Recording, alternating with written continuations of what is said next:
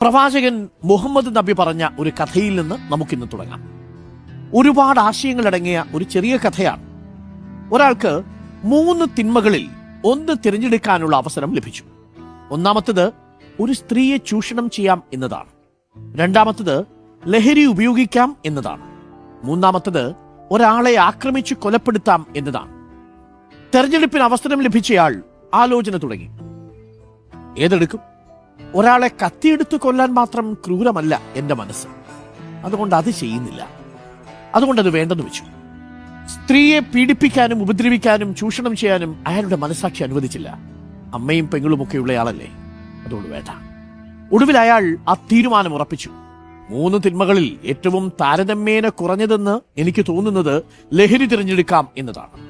എന്നാൽ ലഹരി ഉപയോഗിച്ചതോടെ നേരത്തെ ഭയപ്പെട്ട ക്രൂരകൃത്യങ്ങൾ ചെയ്യാൻ അയാൾക്കൊരു കൈയുറപ്പുമുണ്ടായില്ല. കഠാര കൊണ്ട് അയാൾ ഒരാളെ കുത്തിക്കൊന്നു. മുന്നിലുണ്ടായിരുന്ന സ്ത്രീയെ ക്രൂരമായി പീഡിപ്പിച്ചു. പ്രവാചകൻ ഇങ്ങനെ പറഞ്ഞ് അവസാനിപ്പിച്ചു: നിർബന്ധമായും നിങ്ങൾ ലഹരിയിൽ നിന്ന് വിട്ടുനിൽക്കുക.